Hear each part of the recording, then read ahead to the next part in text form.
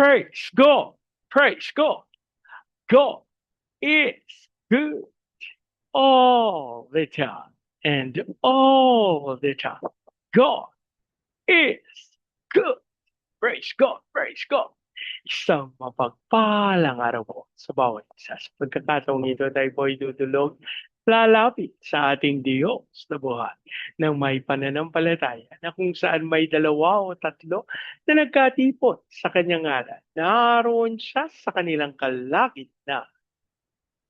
Sa araw na ito, tayo po ay dudulog sa Panginoon sa ngalan ng bayan ng Matanao sa probinsya ng Davao del Sur. Ating hihilingin na maitatag ang altar ng ating manunubos sa bayan ng Matanao. Maimudag sa atong mga kaigsuunan diha sa Visayas ug sa Mindanao. Bisan pa katong atong mga kaigsuunan nga anaa sa Luzon ug sa laing nasod. Dalaygon ang Ginoo sa walay katapusan. Ang atin pong pagsambay mula sa aklat ng mga awit, 89 na kabanata, ang talata po ay 38. Subalit ngayon siyang iyong hirang ay itinakwil mo at pinagalitan. Subalit ngayon siyang iyong hirang ay itinakwil mo at kinagalitan. Subalit ngayon siyang iyong hirang ay itinakwil mo at kinagalitan. Ama naming Diyos na makapangyarihan sa lahat, kami po'y nagpapasalamat sa pagkakataon na minsan pang makadulog at makalapit sa iyong banal na harapan. Ama, kami po'y nagpapakumbaba, humihingi ng tawad sa lahat naming pagkakasala at aming idinudulog sa iyo, Panginoon, na kami linisin, patawari, baguhin sa lahat naming karumihan sa magitan ng banal na dugo ng aming manunubos. Habang amin din pong idinudulog sa iyo ang bayan ng Matanao sa probinsya ng Davao del Sur. Aming panalangin ang lahat ng altar at lahat ng kasunduan na ginawa sa bayan ng Matanao nang hindi ayon sa pangalan ng aming manunubos ay mapawalang bisa sa pangalan ni Jesus at sa pangunguna ng iyong Santong Espiritu. Ang aming panalangin maitatag ang altar ng aming Panginoong Hesukristo sa bayan ng Matanao. Maraming salamat po. Ang aming pag-asa, tinugon niyo. Tinanggap namin ang aming panalangin sa pangalan ng aming Panginoong Jesus. Amen. Amen. Amen, amen, amen, amen, amen, amen. Praise God. Praise God. Ang ating pong pagkukulay ay mula sa aklat ng Exodus sa ika-8 kabanata. Ang talata po ay 1-7. Pagkaraan noon, sinabi ni Yahweh kay Moises, pumunta ka sa Faraon. Sabihin mong ito ang ipinasasabi ko. Payagan mo nang umalis ang mga Israelita upang sumamba sa akin. Kapag hindi ka pumayag, patuloy kong pahihirapan ang buong Ehipto. Pupunuin ko ng palaka ang ilog Nilo. Papasukin ng mga ito ang palasyo at aakyating patihigaan. Papasukin din ng mga ito ang bahay ng mga tauhan mo at lahat ng Ehipsyo. Ganon din ang inyong mga lutuan at lalagyan ng pagkain. Ikaw, ang iyong mga tauhan, at ang buong bayan ay pahihirapang. Sinabi pa ni Yahweh, sabihin mo naman kay Aaron na itapat niya sa ilog Nilo ang kanyang tungkod. Gayon din sa mga kanal at mga lawa upang mapuno ng palaka ang buong Ehipto. Ganun nga ang ginawa ni Ahab. Umahon sa ilog ang mga palakang di mabilang sa dami at kumalat sa buong Ehipto. Ngunit nagaya rin ito ng mga salamangkero sa pamamagitan ng kanilang lihim na karunungan. Ang Diyos po ang magpala ng kanyang buhay at makapangyarihang salita. Sa bahagi pong ito ng banal na kasulatan ay ating matatagpuan ang pagtigas ng puso at ang kapangyarihan ng Diyos. Ang pagkaantala ng ating pagsunod sa Diyos ay nagdadala ng masidhing salot sa ating buhay. Ngunit ang kanyang kapangyarihan ay mananatiling walang katulad. Kung atin pong iisipin, ano po, sa isang gabi na paggising natin, yung unan, higaan, kusina at maging yung ating mga lutuan, puno ng maingay at madudulas na palaka. Hindi tayo makatapak. Ano? Hindi tayo makatapak ng hindi tayo makakatapak ng palaka. Sa bawat hakbang natin, nakakatapak tayo ng palaka. Ito po yung naging realidad ng Ehipto dahil sa isang bagay, ang matigas na puso ng Paraon. Narito tayo sa ikalawang salot. Ang salot ng mga palaka. Ang ilog Nilo na itinuturing nilang Diyos ng buhay ay naging bukal ng sumpa dahil sa utos ni Yahweh. Alam niyo po, isa itong katotohanan na marapat nating bantayan. Ano yung ating mga itinuturing na makapangyarihan? Ano yung ating itinuturing na mga kadahilanan kung bakit tayo ay pinagpapala?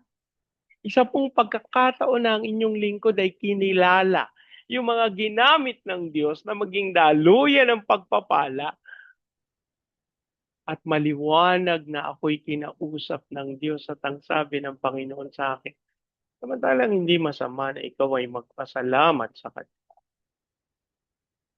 Nais kong maunawaan na kung hindi ko sila pinagkalooban ng pagkakataon para maging pagpapala para sa iyo, hindi nila tataglayin ang anumang tinataglay nila.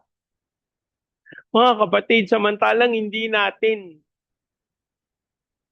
nais na mas maging higit ang iba, na mas maging higit tayo sa iba. Ano po? Alam niyo po, kalooban din ng Panginoon na ating ituon ang ating pansin tangi lamang sa Kanya. Tignan natin kung paanong itinuturo ng tekstong ito ang tungkol sa pagsunod at sa huwad na kapangyarihan ng mundo. Una, ang layunin ng pananampalataya ay upang sumamba. Malinaw ang utos ng Diyos kay Moises para sa Faraon. Payagan mo nang umalis sa mga Israelita upang sumamba sa akin. Ang kalayaan ay pinagkakaloob ng Diyos ay may layunin. Hindi lamang para palayain ang mga Israelita. Hindi lamang para sila'y maglakwatsa, kundi para maglingkod at sumamba sa Kanya. Madalas nating hilingin sa Diyos na alisin yung ating mga problema. Utang, sakit. Ngunit kapag pinalaya na tayo ng Diyos, saan natin ginagamit yung ating kalayaan? Ano ang ating ipinakikita sa Kanya? Ano ang ating ginagawa? Gagamitin ba natin ito para sa ating sarili o para sa pagsamba sa Kanya? Mga kapatid, huwag nating kakaligtaan ang sinabi ng banal na kasulatan na darating ang panahon at ngayon na nga na ang mga sumasamba sa Panginoon ay sasamba sa Espiritu at sa katotohanan. Ang ibig pong sabihin nito, ang una na layunin ng Panginoon para sa mga naglilingkod sa Kanya ay ang mag-alay ng pagsamba. Kapag siniyasat po natin ito, hindi dahil sa kulang sa pansin ng Panginoon, bagkus sa pagsamba ng mga naglilingkod sa Kanya, dumadaloy sa Kanya, sa Panginoon, ang kagalakan na nagiging kalakasan ng mga sumasamba sa Kanya. Sa ganitong paraan, nagiging daluyan ng pagsamba ng kalakasan at kapangyarihan ng Diyos. Sinabi ng Diyos na kung hindi papayag ang paraon, mapupuno ng palaka ang Egypto. Kapag tinignan natin ito, ang palaka ay nasa silid tulugan. Mga kapatid, ang babala ng Diyos sa ating pagsuway ay katulad ng naganap sa Egypto. Naggalat ang palaka. Mula sa palasyo hanggang sa kusina. Sa kultura ng Egypto, ang palaka ay simbolo ng kanilang diyosang si Heket, diyosa ng pagsasaling lahi at pagkamayabong.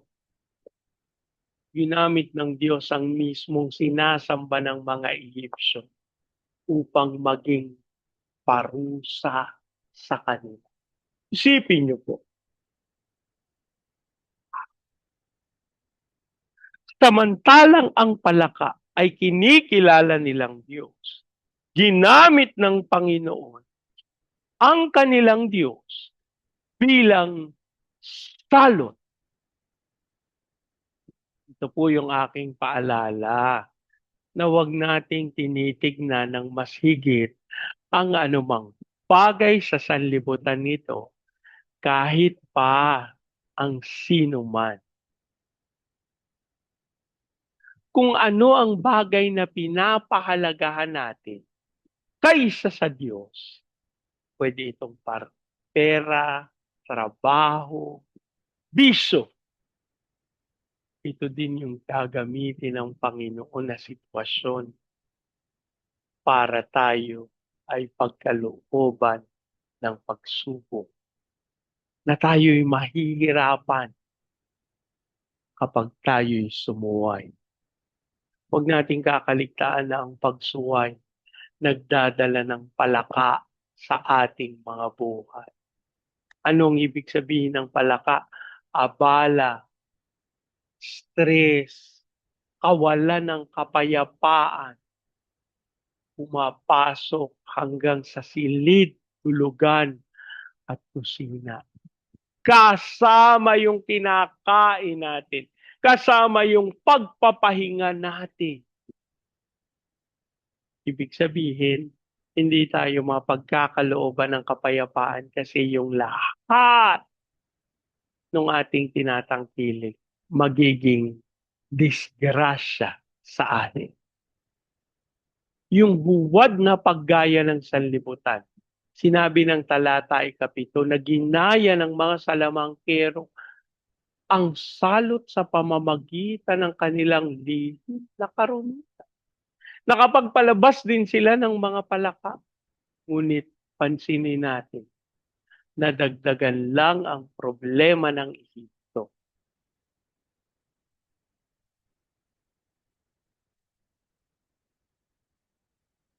Hindi kayang alisin ng mga salamangkero ang mga palaka. Kaya lang nilang dagdagan ang salot.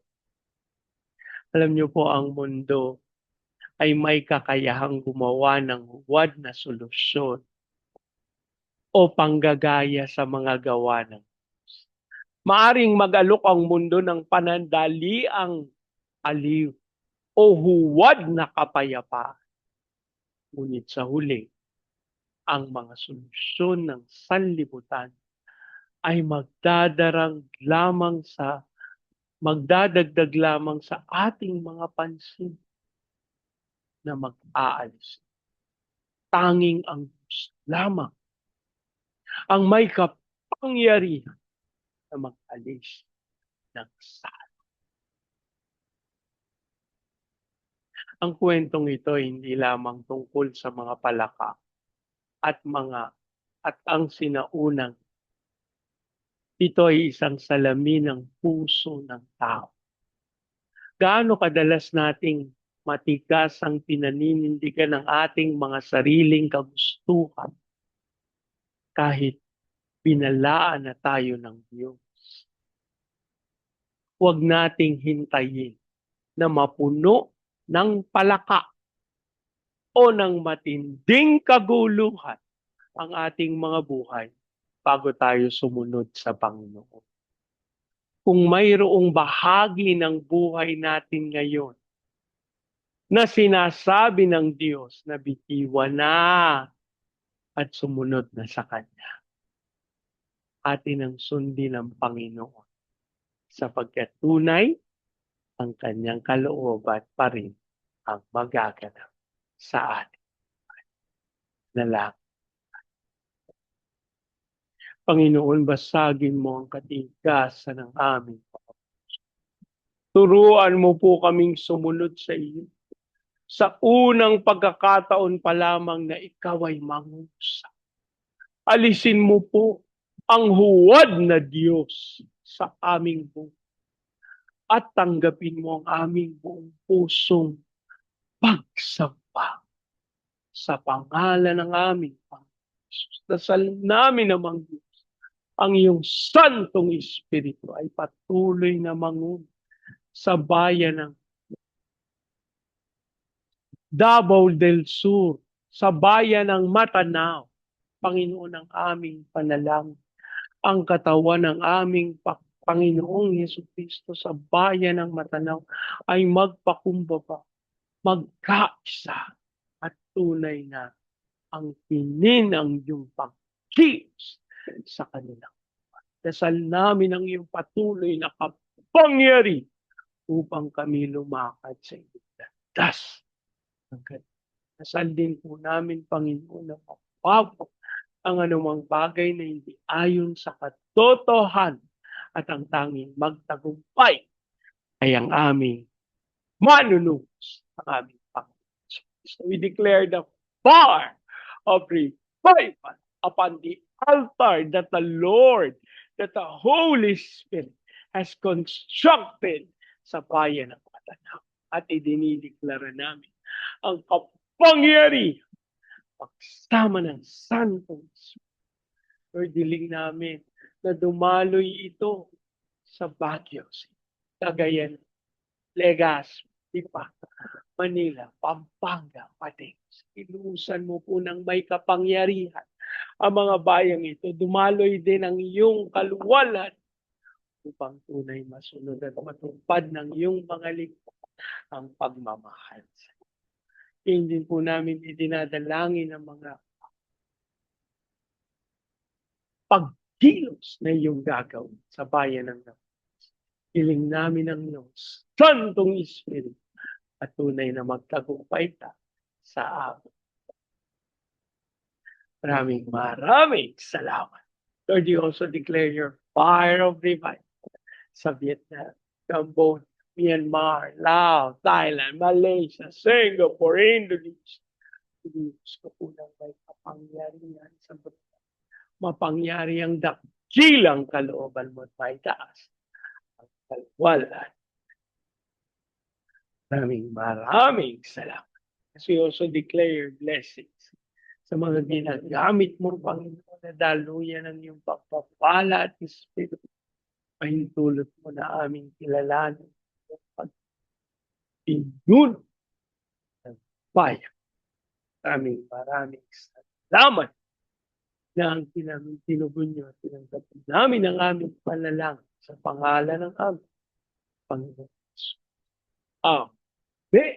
Amen. Amen. Amen. Amen. Amen. Amen. Praise God. Praise God. Sa pagkakataong ito, yan niyo pong salitain ko ang mas ng Panginoon sa inyo at sa inyo.